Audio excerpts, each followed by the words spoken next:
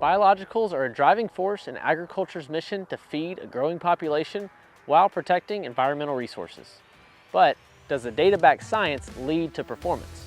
Join NewLeaf Symbiotics on a journey that demonstrates whether their unique biological PPFM technology moves beyond potential and promise to proof of impact on the acre. This is the Pink Performance Tour.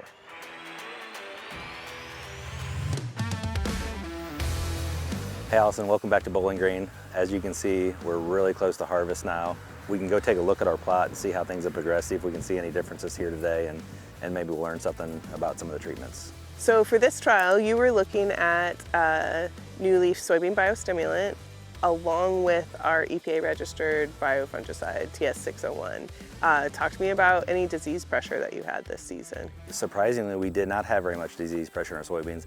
I think part of that with the dry summer ending that we had, that really kept all of our fungal diseases pretty suppressed. So I'm very interested to see what kind of response we may have in an environment where we don't see any pressure on the plant themselves. All right, well, let's check out the plots. Okay, sounds good.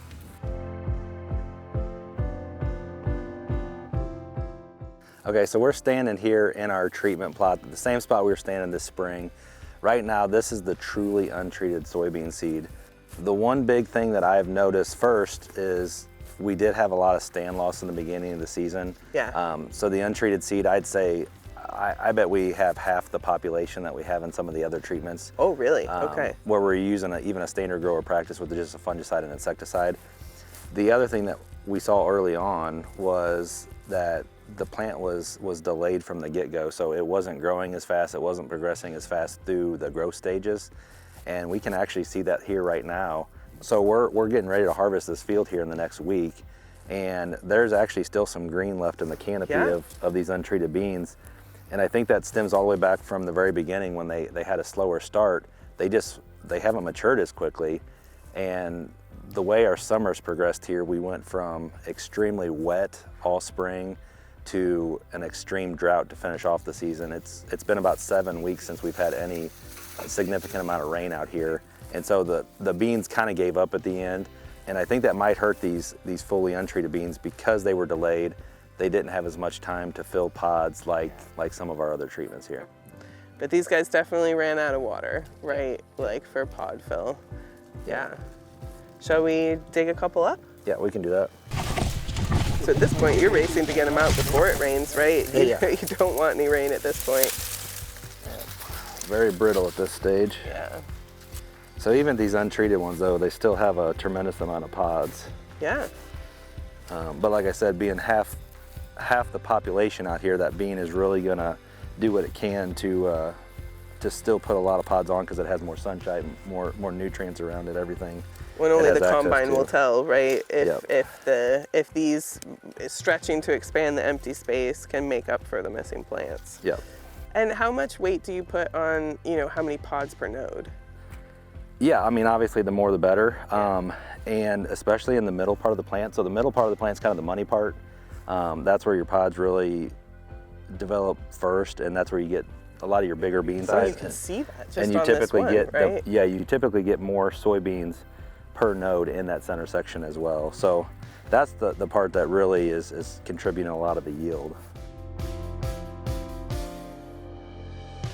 So here we're in our grower standard practice. So most of our growers, I would say, are gonna treat their beans with some sort of treatment to protect it from fungus and from insects. So this would have about 3 fungicides on it, insecticide, and then this also would have a treatment for sudden death syndrome because we do run into that quite often. These beans actually probably matured more naturally than the untreated seed. They didn't get slowed down as much early on when we had all the wet weather up front.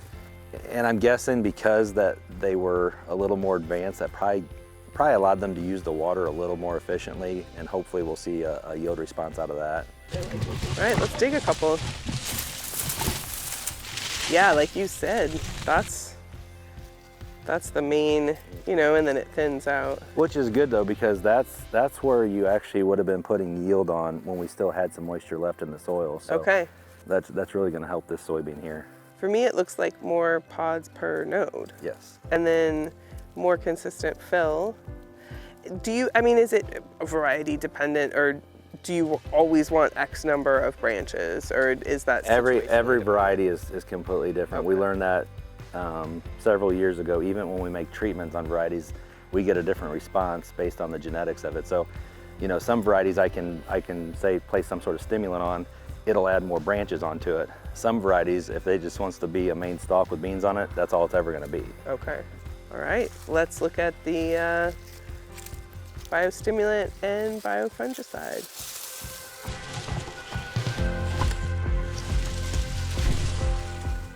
I see a couple 4 bean pods. We saw some in the grower standard practice too. Yep. Would you also say better fill in the top nodes? Yeah, it looked like, again, there's none of these have, not a single one of these I see has an aborted bean within the pod. And you said throughout the season, SDS potentially kicked off in this field, but so late that it almost didn't have a chance to get its foot in the door, right? Yeah, it didn't ever turn into being a big deal like we thought it could. So not a ton of fungal pressure, but maybe a little late season. Yeah, slight amount. Very surprising for the amount of rain we had early on. Yeah, let's bring these back to the truck and look at them. Just comparison. Sounds good. All right. All right, so this is everything that we pulled from the field. Walk us through, again, the different treatments and what we're seeing. Here we have our completely untreated seed where we had no protection on the seed whatsoever. The middle is our standard grower practice where we had a fungicide and insecticide treatment along with a treatment for sudden death. And then the final treatment was our grower standard practice with the addition of your 601 treatment. Cool. So yeah, we had our PPFM soybean biostimulant and then the EPA-registered TS601 biofungicide.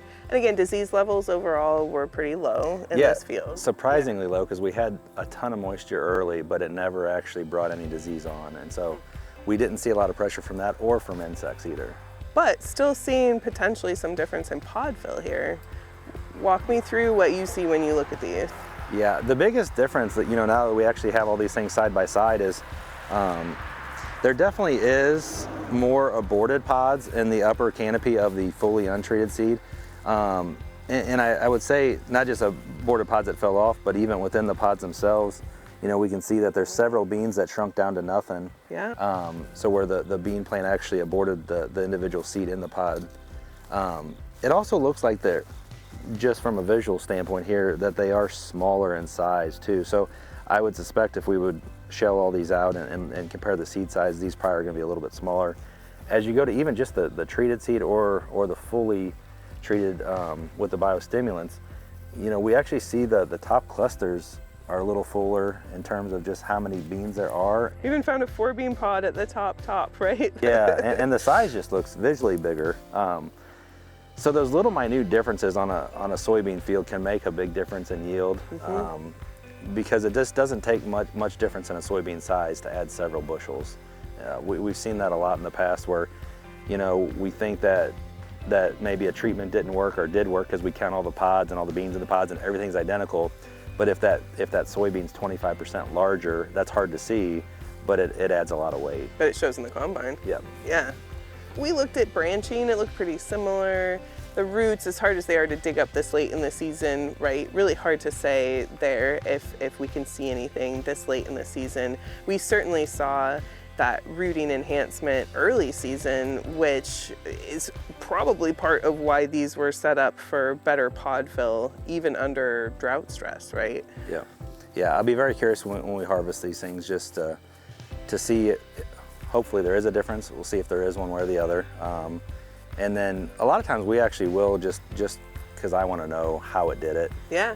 I take a lot of seed samples and we will actually size them and see, you know, what size bean was this versus Was it more beans? Was it bigger beans? Yeah, just try to learn the story behind how the plant did it. Because then we can be better managers next year on how we address the field. I wonder if there wasn't, you know, just below ground SDS pressure that's nibbling at the roots, not in a way that you would notice above ground, but that's where the 601 would really shine.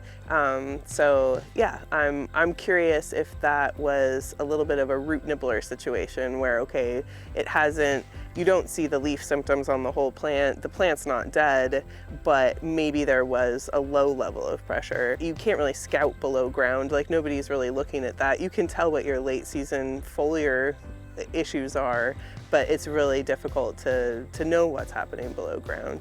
So if we do see a big increase here, I would attribute that to a little bit of both, right? To the biostimulant and to the biofungicide, especially since what SDS was at least cited in this field. Be interested to see how the biostimulant effect on abiotic stress is going to be, because that also can make a big difference, and it's not really something you always visually see. Yeah. Well, in the end of the season, I'd love to see, if there's anything visible like NDVI, just trying to get that stress response above ground, see if there's any striping on your side-by-sides, right? Yep. Great. Well, thanks so much for having us out, and I can't wait to see how this yields out. Yeah, definitely. Thank you. Thanks.